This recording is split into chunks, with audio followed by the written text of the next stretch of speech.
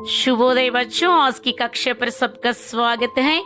आज हमारा पाठ्यांश है आओ हिंदी सीखे भाग 2। देखिए बच्चों, संभाषण को माने बातचीत को आगे लेके चलेंगे। राजू राजू क्या कह रहा है यहाँ? वहां देखो मैदान में कई घोड़ा है। సో రమాతో చెప్తూ ఉన్నాడు, వహా దేకో అక్కడ చూడు రమా, మైదానమే కై ఘోడా హై, మరి గ్రౌండ్ లో చాలా గుర్రం ఉంది అంటున్నాడు. చాలా గుర్రం ఉంది అంటున్నాడు. సో చాలా గుర్రము అంటామా గుర్రాలు అంటామా? వెరీ గుడ్, గుర్రాలు అనాలి, అంతే కదా, చాలా గుర్రాలు. సో ఇక్కడ రాజు ఏం చెప్తున్నాడు? తప్పు చెప్తా ఉన్నాడు, కై గోడా హై అని తప్పు చెప్తా ఉన్నాడు. సో దాన్ని ఎలా కరెక్ట్ చేస్తుందో చూడండి రామా. రాజు ఏక్ నహి కై ఘోడే హై. అయ్యో రాజు, ఒకటి కాదు, కై ఘోడే హై, అక్కడ చాలా గుర్రాలు ఉన్నాయి. సో ఘోడా అంటే ఏకవచనం, ఘోడే అంటే బహువచనం. అంటే పుల్లింగ అకారాంత శబ్దాలన్నీ కూడా బహువచనంలో ఏకారాలుగా మారుతాయి అన్నమాట. ఘోడా అక్కడ ఆకారం ఉంది కదా, సో బహువచనంలో ఏమవుతుంది?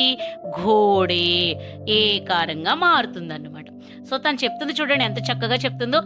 ఏక్ సే జ్యాదా హోనే పర్ బహువచన్ మే ఘోడా నహీ ఘోడే కెహనా చాహియే. మరి ఏకవచనంలో ఏక్ సే జ్యాదా హోనే పర్ అంటే ఒకటి కన్నా ఎక్కువగా ఉన్నప్పుడు మనం ఏం చేయాలి? ఎలా చెప్పాలి? మనం ఘోడే అని చెప్పాలి. ఏకవచనంలో అయితే ఘోడా, బహువచనంలో అయితే ఘోడే అని చెప్పాలి. అలాగే హై నహి హే కెహనా చాహియే. ఘోడా హై గుర్రం ఉంది, ఘోడే హే గుర్రాలు ఉన్నవి. హై అంటే ఈజ్ ఉన్నది ఉన్నాడు, హే అంటే ఆర్ ఉన్నవి ఉన్నారు. సో ఇలా చెప్పాలి అని రాజుకి చాలా వివరంగా చెప్పిందంట. మరి క్లాస్లో మీరు కూడా మీ ఫ్రెండ్స్కి అలాగే చెప్తారు కదా?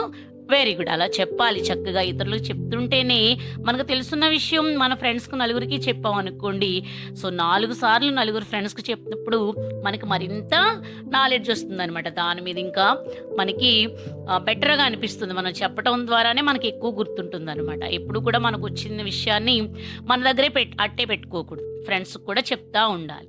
ఓకేనా? చూడండి ఎంత చక్కగా చెప్పిందో కదా రమ. సో రాజు అంటున్నాడు, రమాజీ రమగారు ఆప్కి హిందీ బహుత్ అచ్చి హై. మీ హిందీ చాలా బాగుందండి. ఆప్కే సాత్ రెహకర్ మీతో పాటు ఉండి మేబీ జల్దీ అచ్చి హిందీ మే బోల్ సకుంగా, నేను కూడా చక్కగా హిందీలో మాట్లాడేయగలుగుతాను. రమాకో బహుత్ ప్యాస్ లగి. ఆ సమయంలో రమాకి బాగా దాహం వేసిందట. రమ ముజే పానీ పీనా హై, నాకు మరేం తాగాలనుంది? నీరు త్రాగాలనుంది, వాటర్ త్రాగాలనుంది.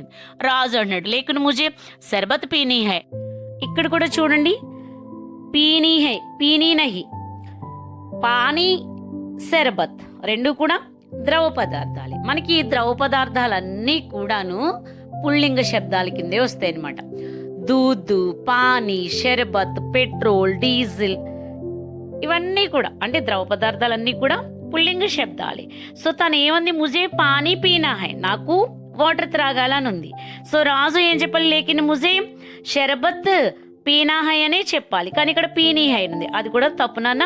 చూడండి నెక్స్ట్, అచ్చా చలో దూరం చలేంగే, ఇద్దరు కూడా వెళ్తారు. రాజు తుమ్హారీ ఘర్ కహా హై, మీ ఇల్లు ఎక్కడా అని అడుగుతారు. చూడండి ఇక్కడ కూడా రాంగ్ ఉంది. ఘర్ పుల్లింగ ఏకవచనం. ఇక్కడ ఘర్ శబ్ద పుల్లింగ కాబట్టి ఏమని అడగాలి? తుమ్హారా ఘర్ కహా హై అని అడగాలి. కానీ రాజు ఏం అడుగుతున్నాడు? తుమ్హారీ ఘర్ కహా హై అని అడుగుతున్నాడు. మరి దానికి సమాధానంగా రమా ఏం చెప్పిందో చూద్దాం. చలియే బచ్చో మేరే సాత్. దేఖియే యహా రమా అంటుంది, తుమ్హారీ నహీ తుమ్హారా కహో. తుమ్హారీ అనకూడదు, తుమ్హారా కహో, తుమ్హారా అని చెప్పు. రాజు అరే గలతీ హో గయి, తప్పైపోయింది. ఘర్ పుల్లింగ హైనా, ఘర్ అనే శబ్దం పుల్లింగ శబ్దము కదా అన్నాడు. రమ తుమ్ మేరా బాత్ సునో అంది. ఇక్కడ కూడా తప్పు ఉంది చూడండి, తుమ్ మేరా బాత్ సునో. రమ కూడా ఇక్కడ తప్పు మాట్లాడుతుంది. బాత్ అనేది స్త్రీలింగ శబ్దం, అప్పుడు మేరా అనకూడదు, ఏమనాలి?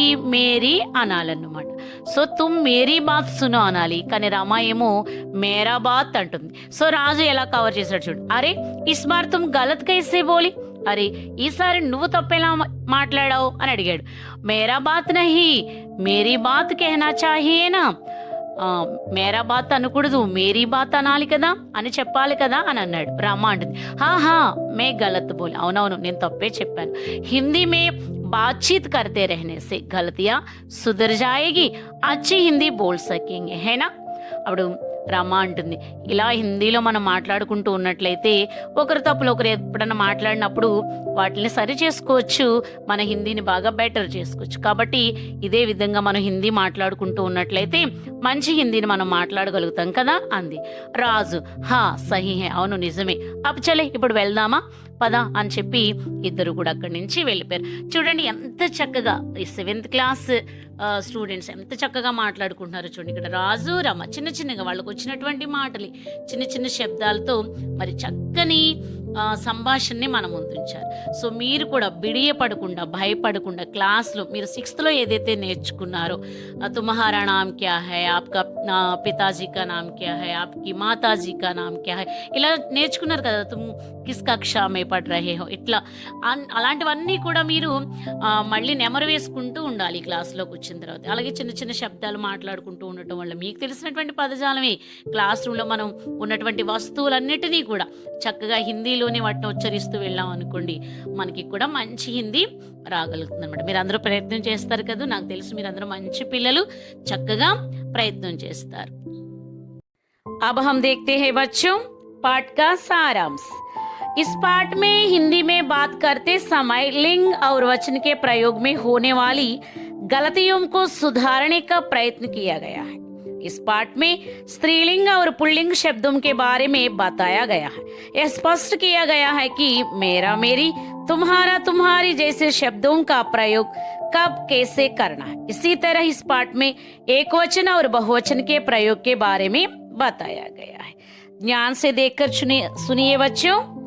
इस पाठ में हिंदी में बात करते समय మరి ఈ పాఠ్యాంశంలో హిందీ గురించి మాట్లాడుతున్న సమయంలో లింగ్ ఔర్ వచన్, లింగ్ అంటే స్త్రీలింగ్ పుల్లింగ్, అట్లాగే వచన్ అంటే ఏకవచనం బహువచనం ఎలా ప్రయోగించాలి, ప్రయోగమే హోనే వాలి గలతీయంకో, మరి మనం లింగను ఉపయోగిస్తున్నప్పుడు అలాగే వచనాన్ని ఉపయోగిస్తున్నప్పుడు మరి వస్తున్నటువంటి తప్పులని మనం ఎలా జరుగుతున్నటువంటి తప్పులు ఏవైతే ఉన్నాయో వాటిని ఎలా సరి చేసుకోవాలనేటువంటి ఒక చిన్న ప్రయత్నం అనేది ఇక్కడ జరిగింది, అంతే కదా.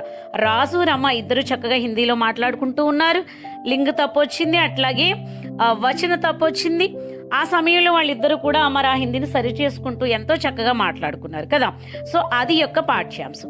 ఇస్ పాఠ్ మే స్త్రీలింగ और पुल्लिंग शब्दों के बारे में बताया गया है. మనం చూసాం కదా, స్త్రీలింగ శబ్దాలని చూసాం. బాత్ అనేటువంటిది స్త్రీలింగ శబ్దం కాబట్టి మేరీ బాత్ అని రావాలని విన్నాం, అవునా. అట్లాగే భాష అనేది స్త్రీలింగ శబ్దము కాబట్టి మేరీ మాతృభాష అనాలని చూసాం.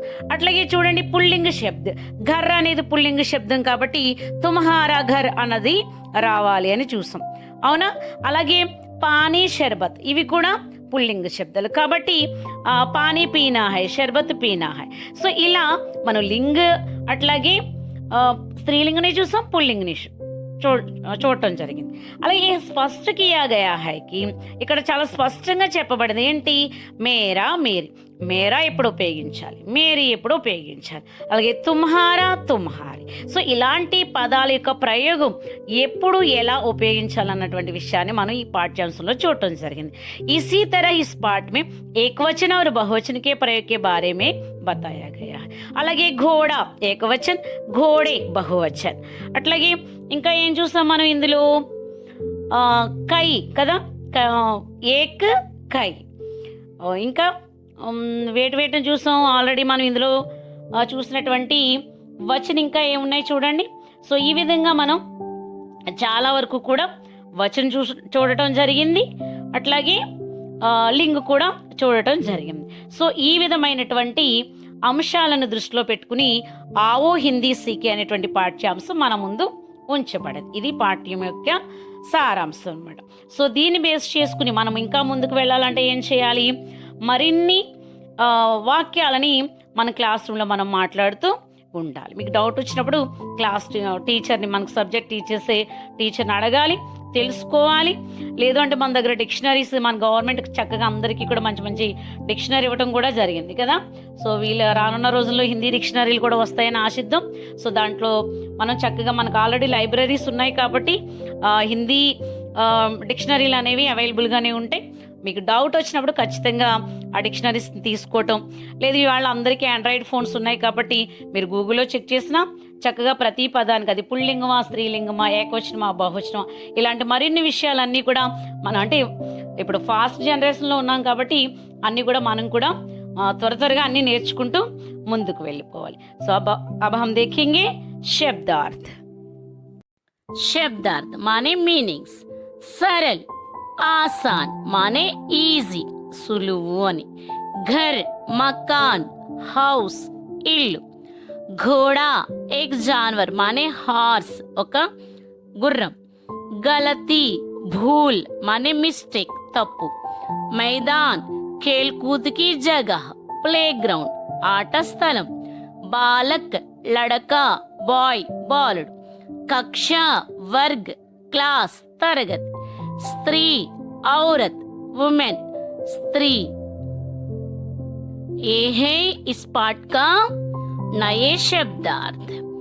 बच्चों ध्यान से देखिए, इनको अच्छे से अभ्यास करना चाहिए आपको, क्योंकि ये परीक्षा में जरूर आएगी. इसलिए ध्यान से देखकर पढ़िए और प्रैक्टिस कीजिए. अब हम देखते हैं श्रुतलेख शब्द. श्रुतलेख शब्द में देखिए बच्चों, कोयल, आम, मिश्री, धरती में. ఇవి మనకు ఆల్రెడీ తెలుసు. ఇవి ఏ లెసన్లోవి? కోయల్ లెసన్లోవి. బై మిస్టేక్ ఇవి మనకి ఆవో హిందీ సీకే అనే ఈ లెసన్లో రావటం జరిగింది. కాబట్టి మనం ఏం చేద్దాం, మన ఈ లెసన్ నుంచి श्रुतलेख शब्द కొన్నింటిని నేర్చుకుందాం. ఓకేనా? ध्यान से देखिए बच्चों, श्रुतलेख शब्द. मेरा, मेरी. तुम्हारा, तुम्हारी. आपका, आपकी. ये है हमारे श्रुतलेख शब्द. इनको क्या करना है? आप क्या करना है? अभ्यास करना है ना.